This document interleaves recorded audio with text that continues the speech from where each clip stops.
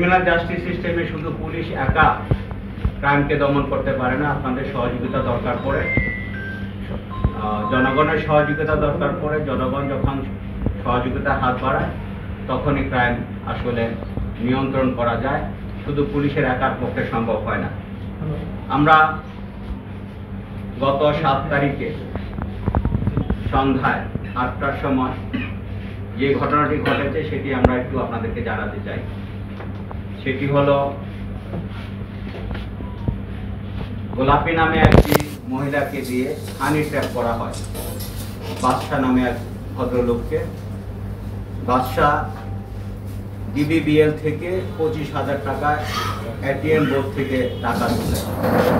সেই টাকাটি যখন তুলে তখন গোলাপী তার সাথে হানি ট্র্যাপের জন্য কথাবার্তা বলে, কথাবার্তার এক পর্যায়ে যখন বাদশা বুঝে যায় যে তাকে হানি ট্র্যাপ করা হচ্ছে, তখন বাদশা গোলাপীর সাথে দ্বন্দ্বে জড়ায় যায় এবং এক পর্যায়ে আপনারা দেখবেন ভিডিও ক্লিপের মধ্যে সে গোলাপীকে ঘুষি দিচ্ছিল।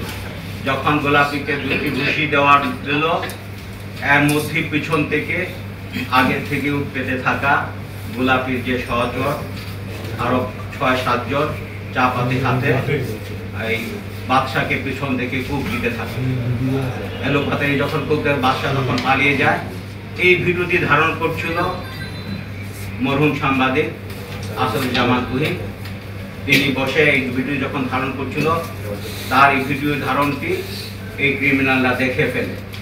ক্রিমিনালরা যখন বুঝে যায় তাদের এই ক্রাইমটি প্রচারিত হয়ে যাবে, তারা চিহ্নিত হয়ে যাবে, তখন এই আসদুজ্জামান তুহিনকে সার্চ করে এবং বলে তাকে এই ভিডিও ডিলিট করতে হবে, তাদেরকে প্রেসার করে এবং তার সাথেও বাগদণ্ডে জড়িয়ে যায়।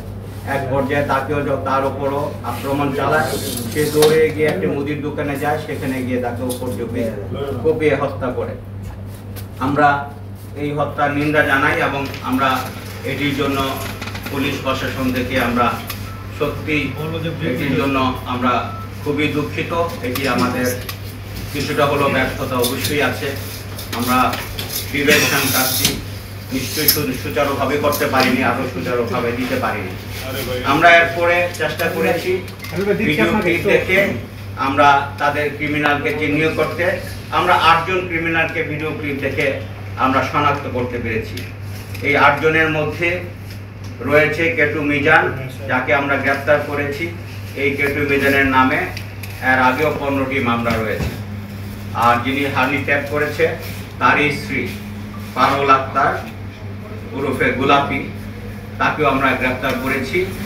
আমরা গ্রেফতার করেছি ভিডিও ক্লিপে যাতে দেখা গিয়েছে আলামিন 21, তার বিরুদ্ধে 2টি মামলা রয়েছে। স্বাধীন, তার বিরুদ্ধে 2টি মামলা রয়েছে। শাহজালাল ওরফে পিতা হানিফ, তার বিরুদ্ধে 8টি মামলা রয়েছে।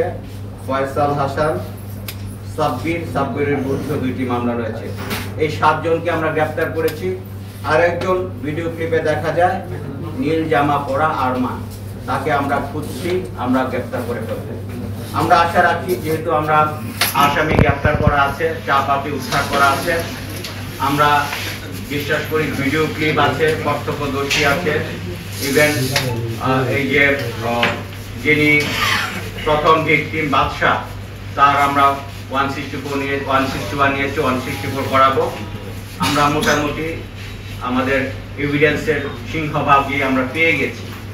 আমরা PM রিপোর্ট পেলে আমরা যে কোনো মুহূর্তে চার্জশিট দিতে পারবো আশা রাখি, এবং ভিডিও ক্লিপের মাধ্যমে যে আসামিগুলো ধরেছি, আমরা শনাক্ত করেছি, সেটি আমরা ফরেন্সিক করে নিব। আমি আশা করি ম্যাক্সিমাম 15 দিনের মধ্যে যদি আমরা PM রিপোর্টটি পেয়ে যাই, আমরা চার্জশিট দিতে পারবো। ক্রিমিনাল জাস্টিস সিস্টেমে পুলিশের কাজ শুধু ডিটেকশন এবং চার্জশিট দেওয়া। চার্জশিট দেওয়ার মাধ্যমে কিন্তু বিচার সম্পন্ন হয় না।